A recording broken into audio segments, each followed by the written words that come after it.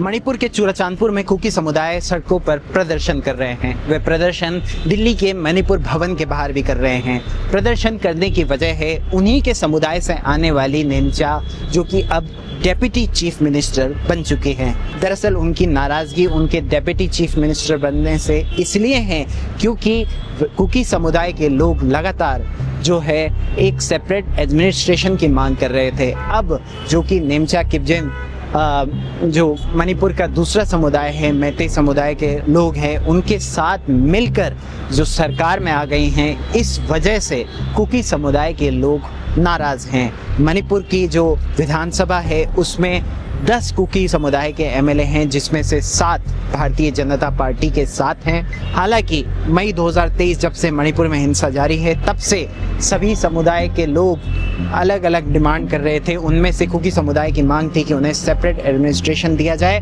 वहीं मैतेई समुदाय separate administration के खिलाफ थे। और जो कुकी समुदाय की मांग थी वह ये थी कि वह केंद्र सरकार और राज्य सरकार के साथ तभी साथ रह सकते हैं जब उन्हें सेपरेट एडमिनिस्ट्रेशन दे दिया जाए। हालांकि उनको लगातार इस बात से उम्मीद थी, जब फरवरी 2025 में राष्ट्रपति शासन लगाया गया था, कि शायद अब उस समुदाय को सेपरेट एडमिनिस्ट्रेशन दे दिया जाए, लेकिन उनकी ये जो मांग थी अब उनको पूरी होती नज़र नहीं आ रही है। अब उनका ये कहना है कि जो नेमचा ने जो शपथ ली है वो एक उनका इंडिविजुअल डिसीजन है। ये जो समुदाय का कलेक्टिव डिसीजन है, ये वह डिसीजन नहीं है जो नेमचा ने लिया है।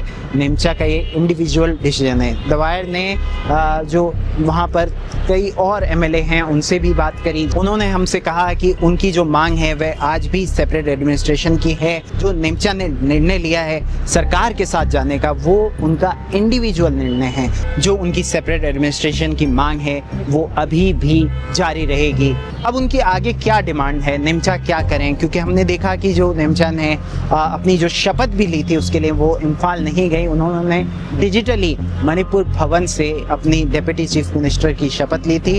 अब समुदाय के लोग मांग कर रहे हैं कि नेमचा जो है इस्तीफा दें और सरकार से कहें कि जो सेपरेट एडमिनिस्ट्रेशन की मांग है हम आज भी उसी मांग के साथ खड़े हैं। और इसके अलावा जब हम ग्राउंड पे लोगों से बात करते हैं तो वो ये भी कहते हैं कि कैसे सवाल करते हैं कि कैसे नेमचा उन लोगों के साथ जा सकती है जिन्होंने हमारे महिलाओं का बलात्कार किया, हमारे लोगों को मारा। हालांकि जो मौतों का आंकड़ा है वो दोनों ही तरफ बड़ा है और दोनों ही तरफ हत्याओं के मामले हमें इन पिछले 3 सालों में देखने मिले।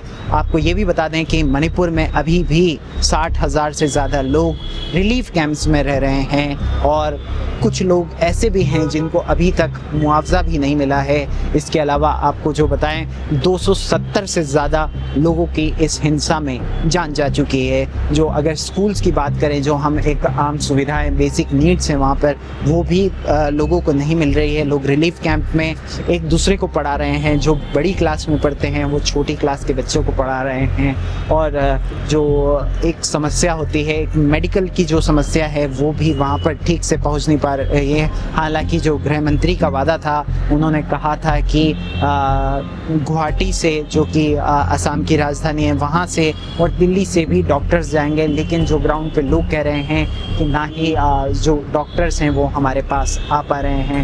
ज़्यादातर अगर हम थोड़ी सी और डिटेल में बात करें तो इम्फाल जो कि राजधानी है, वहाँ पर मैतेई समुदाय के लोग हैं और जो कुकी समुदाय के लोग हैं वो हिल में रहते हैं, जैसे कि कांगपोक, चुराचांदपुर, साइकुल, इन तमाम जगह पे कुकी समुदाय के लोग रहते हैं। और वहाँ पर जो डॉक्टर्स की फैसिलिटी है वो पहुँचना काफ़ी उन लोगों के लिए मुश्किल हो रहा है। और उन्हें भी अगर किसी को दिखाना होता है तो उन्हें इम्फाल एयरपोर्ट का एक्सेस नहीं है। हालांकि गृह मंत्री अमित शाह ये भी कहते हैं कि पूरे राज्य में फ्री मूवमेंट है, कोई भी कहीं भी आ जा सकता है, लेकिन हमने ऐसा देखा कि आज भी जो मैतेई समुदाय के लोग हैं वो कुकी समुदाय के इलाके में नहीं जा सकते, वहीं जो कुकी समुदाय के लोग हैं वो मैतेई समुदाय के इलाके में नहीं जा सकते।